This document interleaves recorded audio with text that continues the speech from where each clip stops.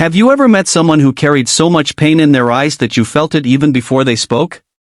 That's what happened to Daniel, a single dad struggling to raise his daughter. He thought his life was hard enough until one rainy evening, when he saw a widow with 3 children standing in the cold. He didn't know it then, but rescuing them would change his life forever, and the youngest child would carry the key to his broken heart. Daniel's lonely life. Daniel woke up every morning before the sun. He'd quietly pack a lunch for his daughter, Emily, who was only 10. Then he'd rush off to his construction job, often skipping breakfast. His hands were calloused, his body tired, but his spirit was stubborn because Emily was his reason for pushing through. Since his wife, Anna, had passed away 3 years ago, Daniel had become both mother and father. He cooked, cleaned, helped with homework, and worked double shifts. Nights were the hardest. When Emily was asleep, Daniel often sat on the couch, staring at old photographs of Anna. "I'll keep going," he would whisper to her picture. For Emily. For us. Life was steady, though heavy, until that evening at the grocery store. The rainy encounter. The rain poured hard that night. Daniel parked outside the grocery store after picking Emily up from school. As they walked toward the entrance, he noticed a woman with 3 children standing near the door. Their clothes were soaked, and their faces told a story of hunger and exhaustion. Emily tugged at his hand. "Daddy, they look sad," she whispered. The woman, Clara, was trying to count coins in her palm, her fingers trembling. When she reached the counter, the cashier told her she didn't have enough. Clara's cheeks flushed with shame as she turned to her kids. "Put the bread back, Noah," she said softly to her eldest son. "We'll manage somehow." That moment broke Daniel. He stepped forward and quietly handed the cashier his card. "Don't worry about it," Daniel said gently. Clara's eyes filled with tears. I can't let you do this." "You're not letting me," Daniel replied. "I'm choosing to." Inviting them in. Clara tried to refuse, but Daniel insisted. When he saw how frail the children looked, Noah, the 12-year-old, Grace, the shy 8-year-old, and Samuel, the tiny 5-year-old clinging to his mother's dress, he knew he couldn't just walk away. They began talking, slowly. Clara explained that her husband had died in a factory accident. She had no job, no family support, and was behind on rent. For weeks, she had been skipping meals so her children could eat. Daniel's heart ached. "You and the kids can come to our place tonight. It's small, but it's warm." Clara hesitated, torn between pride and desperation. But when Samuel coughed weakly, she finally nodded.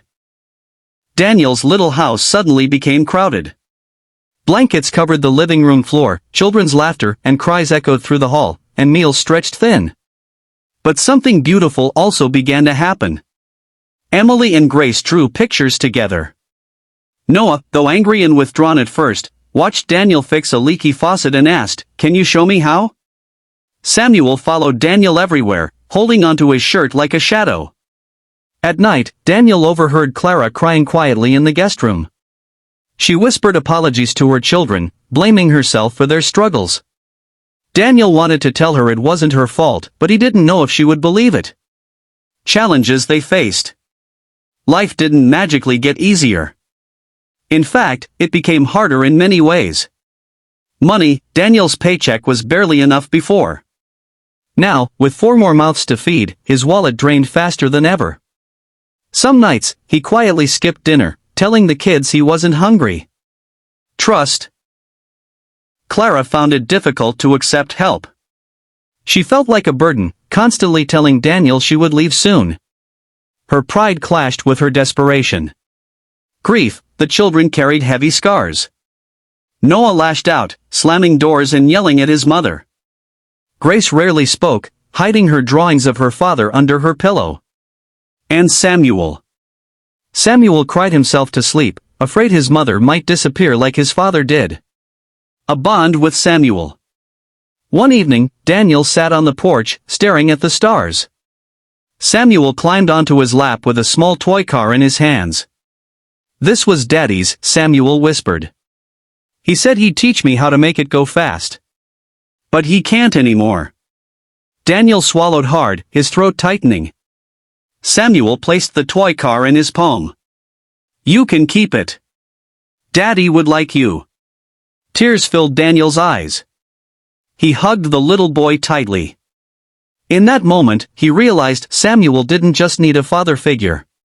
He had chosen Daniel as his safe place. And Daniel's broken heart began to feel whole again. The breaking point. But storms came quickly. Clara received a notice. The small apartment she had once rented was officially taken away. She was homeless for good. Gossip in town began to swirl. People whispered about Daniel living with a widow and her kids. Some accused Clara of taking advantage of him. Even Daniel's boss gave him a warning for being late too often.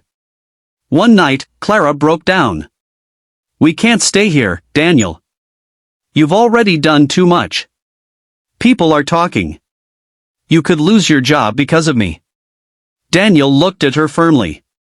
Clara, I didn't help you because it was easy. I helped because it was right. You're not alone anymore. Not if I have anything to do with it. The community steps in. Slowly, kindness began to spread. A neighbor Daniel had once helped offered Clara a part-time job at the library. Another family donated clothes. A local church delivered boxes of food. Noah began to laugh again, helping Daniel with small repair jobs. Grace started singing softly at night, her drawings full of color instead of shadows. And Samuel proudly introduced Daniel to others as my second daddy. For the first time in years, Daniel felt like his house was not just a shelter, it was a home. The final transformation. Months passed. Clara regained her strength, her eyes shining brighter. She and Daniel began to share late-night talks, sometimes even laughter. Emily adored her new siblings. The house was noisy, messy, chaotic, but alive. One night, Samuel crawled into Daniel's lap, half asleep. With a tiny smile, he whispered, I think God sent you so Mommy wouldn't cry anymore. Daniel's heart broke and healed in the same moment. That little boy was right. Fate had brought them together, not just to survive, but to become a family. Ending message. Daniel had rescued Clara and her children. But in truth, they had rescued him too. Love was no longer just a memory of the past. It was alive in his home, in the children's laughter, and in Clara's smile. Sometimes, the ones who need saving the most, end up saving us instead. Call to action for viewers. If this story touched your heart, I'd love to hear your thoughts in the comments below. Share what part moved you the most, because your words matter here. And if you believe in the power of kindness, make sure you subscribe to my channel. Be kind always. Because kindness doesn't just change lives, it saves them.